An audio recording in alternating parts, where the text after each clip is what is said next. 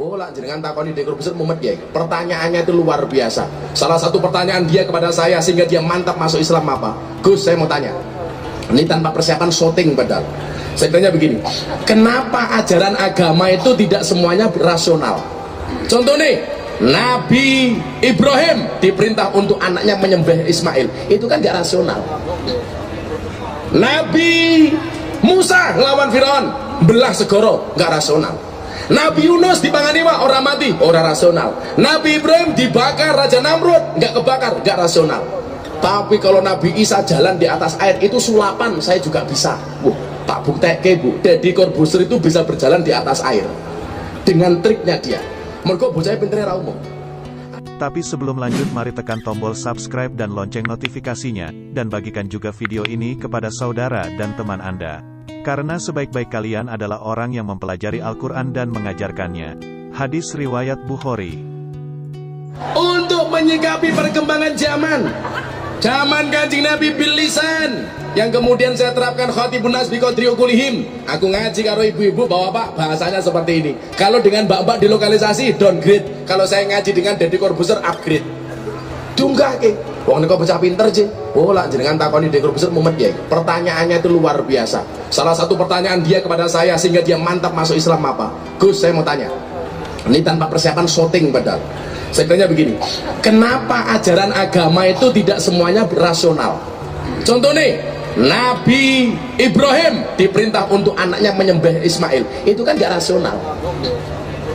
Nabi Musa ngelawan Firaun, belah segoro, gak rasional. Nabi Yunus dipangani wak, orang mati, orang rasional. Nabi Ibrahim dibakar Raja Namrud, gak kebakar, gak rasional. Tapi kalau Nabi Isa jalan di atas air, itu sulapan, saya juga bisa. Tak bukteke bu, Deddy Corbuzier itu bisa berjalan di atas air dengan triknya dia. Mergo bocahnya pinternya ra umum. Akhirnya dia tanya sama saya begini, kok bisa ya? Dan subhanallah pak, tadi saya mau ngaji di titik pertama di Kalidoh. Itu tadi Hotman Paris Hutapia telepon saya pak, video call. Mang dongake muga-muga Hotman Paris Hutapia iso mlebu Islam. Saya itu bersyukur Kiai, hampir setiap hari setelah saya mengislamkan Deddy Corbuzier, tiap hari menuntut orang syahadat. Malam minggu kemarin ada 5 orang dari Jerman, Ciceran namanya, perempuan janda. Dia dulu benci dengan Islam, tapi gara-gara ndelok YouTube kula seneng masuk Islam. Dari Kediri orang Cina, Simon Dion. Dari Semarang kemarin ada namanya Mas Andri, katanya malam hari ini datang. Coba kalau ada Mas Andri silakan ke panggung. Andri, dia bilang begini, kenapa kamu masuk Islam? Islamnya Gus Miftah itu menyenangkan kok tidak menakutkan. Ada namanya Mas Andri di sini. Andri, ada Mas Andri, sini le, masuk ini le. Tepuk tangan untuk Mas Andri. Masya Allah, ini sahabat baru kita ini. Sebelumnya saya mengislamkan siapa Pak Kiai? Anthony Scott Dory dari Australia. Datang jauh-jauh dari Australia. Dari Jerman naik pesawat 15 jam. Ini besok lagi ada yang dari Malaysia. Masya Allah. Ini hidayah yang luar biasa. Makanya nyuwun sewu. Di Andri, ono ra wonge? Ada? Oh nggak ada. Nanti kalau ada silakan naik ke panggung.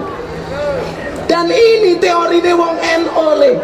Maka dakwah kita itu menyenangkan. Apa jawaban saya kepada Deddy Corbuzier? Bro, dalam Al-Quran itu ayat pertama yang diterima oleh Rasulullah apa? Iqra bismi rabbik. Iqra itu dimensi akal, bismi rabbik itu dimensi hati. Iqra itu intelektualitas, bismi rabbik itu spiritualitas. Maka orang belajar agama, akal yang mengikuti hati, bukan hati yang mengikuti akal. Saya jawab sama Deddy, kenapa tidak semua ajaran agama rasional? Karena kalau semua ajaran agama itu rasional, berarti tidak ada bedanya agama dengan ilmu pengetahuan. Maka kemudian dia mengatakan apa? This is so amazing for me. Otakmu ranyandak, mungkin ranyandak. Dia mengatakan ini begitu amazing bagi saya. Iya. Maka kemudian saya tanya sama dia, coba kamu sekarang perhatikan, cinta itu dari mata turun ke hati atau dari hati naik ke mata? Dia jawab, dari mata turun ke hati. Kamu salah. Kenapa saya katakan salah?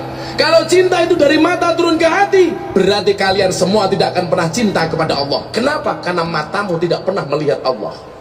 Kalau cinta itu dari mata turun ke hati, berarti kamu tidak akan pernah cinta dengan Rasulullah. Kenapa? Karena matamu tidak pernah melihat Rasulullah.